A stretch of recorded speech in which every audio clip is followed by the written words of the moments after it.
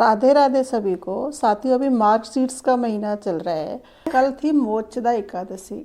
मोक्षदा एकादशी के ठीक अगले दिन आती है द्वादशी, तो जिसे हम व्यंजन द्वादशी के नाम से जानते हैं। तो हमारे हिंदू धर्म में बहुत सारे तीज त्योहार बने हुए हैं, जैसे जिस दिन से हमें ऋतु परिवर्तन होता है और क्या हमें खान पान करना चाहिए, कैसे हमें हमारा ध्यान रखना चाहिए। ऐसे ही हम हमारे लड्डू गोपाल जी का कैसे ध्यान रखें। तो हमारे जयपुर के आराध्य देव गोविंद देव जी हैं।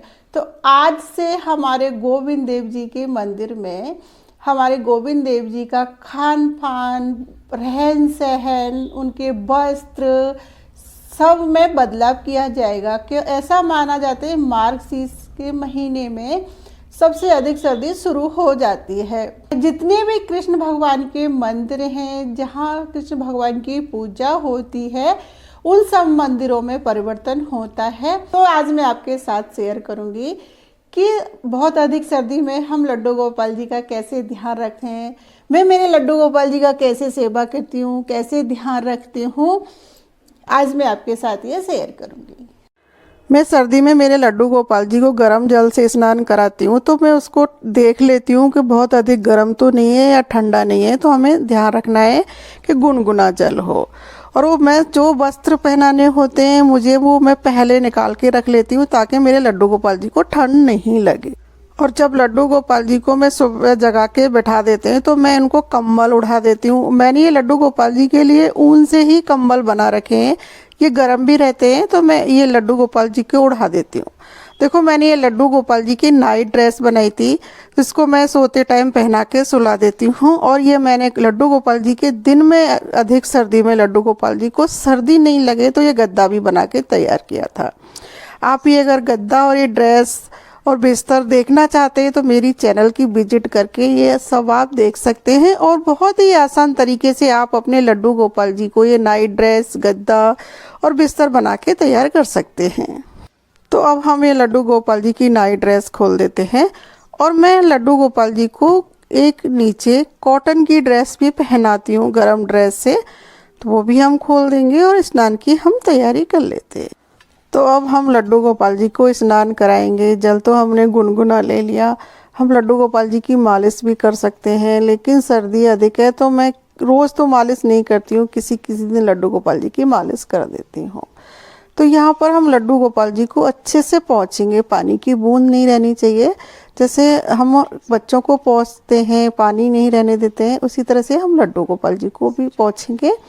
और मैं मेरे लड्डू गोपाल जी को सबसे पहले एक नेपी ड्रेस कॉटन की पहनाती हूँ, फिर मैं वूलन ड्रेस पहनाती हूँ। आज बृहस्पतिवार है तो मैंने पीले कलर की ड्रेस निकाली है लड्डू गोपाल जी की। ऐसे कहा जाता है कि बृहस्पतिवार वाले दिन हमें भी पीले वस्त्र पहनने चाहिए और लड्डू गोपाल जी को भी पीले वस्त्र पहनाने चाहिए। तो यहाँ पर मैंने लड्डू गोपाल जी को पीले कलर की ड्रेस पहना दी है। अब मैंने लड्डू गोपाल जी को एक माला पहनाई है। आज सर्दी में मैं बहुत ज़्यादा माला और श्रृंगार नहीं करती, क्योंकि मोटे मोटे कपड़े होते हैं और कड़े भी कई बार फंस जाते हैं ड्रेस में। तो मैं लड्डू गोपाल जी को हमेशा नजरेले पहना के रखती हूँ। यहाँ पर आप पगड़ी भी पहना सकते हो। मैंने लड्डू गोपाल जी को इस ड्रेस की मैचिंग की वुलन कैप पहना दी है। मेरे लड्डू गोपाल जी को चंदन बहुत प्रिय है, तो सर्दियों में मैं लड्डू गोपाल जी की चंदन सेवा नहीं करती हूँ, सिर्फ एक चंदन का टीका लगा देती हूँ। और मैं मेरे लड्डू गोपाल जी को तुलसी दल अर्पित जरूर करती हूँ। उसके बाद मैं लड्डू गोपाल जी को तुलसी और मिश्री का भोग लगाती हूँ। सबसे पहले यहाँ पर मैंने तुलसी और मिश्री का भोग लगा दिया है। तो साथियों, ऐसा माना जाता है कि आज से बहुत अधिक सर्दी पड़ रही है, तो हमें हमारे लड्डू गोपाल जी को हाथों में दस्ताने, पैरों में जुराब पहनाने चाहिए। और हम अगर जुराब नहीं पहनाते हैं, दस्ताने नहीं पहनाते हैं, तो मेरे लड्डू गोपाल जी गद्दे पे बैठे हैं, ऊपर से ड्रेस है, तो पैर तो उनके गर्म हो जाते हैं। तो यहाँ पर मेरे लड्डू गोपाल जी के हाथ ठंडे होते हैं, तो उसके लिए मैं ये कंबल बना रखे हैं, मैंने शॉल बना रखी है, वो उड़ा के लड्डू गोपाल जी के हाथों को ढक देती हूँ। और मैं लड्डू गोपाल जी के लिए सोच रही हूँ इस साल दस्ताने भी बनाऊँ और जुराब भी बनाऊँ। तो साथियों, मार्गशीर्ष के महीने में हमें भगवान जी के पास में घी का दीपक जरूर से जलाना चाहिए। अब यहाँ पर मैंने मेरे लड्डू गोपाल जी के पास घी का दीपक जला दिया है और मैं धूप बत्ती लेके लड्डू गोपाल जी की जरूर से नज़र उतार देती हूँ। और आरती कर दिए हमने, तो देखो हमारे लड्डू गोपाल जी कितने प्यारे लग रहे हैं। तो साथियों, जैसे हम लड्डू गोपाल जी की सेवा में वस्त्र का ध्यान रखते हैं, उसी तरह से हमें लड्डू गोपाल जी के खाने की वस्तु का भी ध्यान रखना होता है। सर्दी में हमें लड्डू गोपाल जी को ऐसी वस्तु का भोग लगाना है जो गर्म रहती है।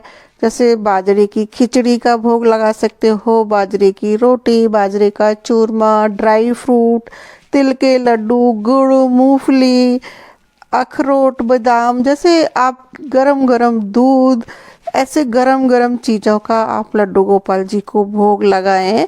ठंडी ठंडी वस्तु का सर्दियों में भोग नहीं लगाएं। जैसे हम छाछ दही खाना पसंद नहीं करते, ऐसे ही लड्डू गोपाल जी को भी ठंडी वस्तु का भोग नहीं लगाएं। हाँ, कभी कभी माखन का भोग लड्डू गोपाल जी को जरूर से लगाएं। फिर दिन में जब हम चपाती बनाए तो वो हम लड्डू गोपाल जी को भोग लगा देंगे। तो साथियों देखो, मेरे मंदिर के पास मेरी सेंटर टेबल पे यहाँ धूप आती है, तो मैं यहाँ पर लड्डू गोपाल जी को धूप में बिठा देती हूँ। धूप खा रहे हैं मज़े से बैठे हुए लड्डू गोपाल जी, और कितने क्यूट से लग रहे हैं। साथियों, आज व्यंजन द्वादशी है, तो आज का मैंने लड्डू गोपाल जी का आपके साथ श्रृंगार भोग सेवा शेयर की है। और आज से अधिक सर्दी शुरू हो गई है। हमारे हिंदू धर्म में ऋतु के हिसाब से तीज त्योहार मनाए जाते हैं, तो आज से मैं मेरे लड्डू गोपाल जी की सेवा इस तरह से ही रोज़ करेंगे। तो आपको मेरा वीडियो अगर अच्छा लगा हो तो मेरे चैनल को लाइक करना, शेयर करना, सब्सक्राइब करना। और आप लड्डू गोपाल जी की सेवा के बारे में कुछ और पूछना चाहते हैं, जानना चाहते हैं, तो मुझे कमेंट बॉक्स में लिखना। मैं कोशिश करूंगी आपको ज़रूर से बताने की। आपका बहुत बहुत धन्यवाद मेरा वीडियो देखने के लिए। राधे राधे।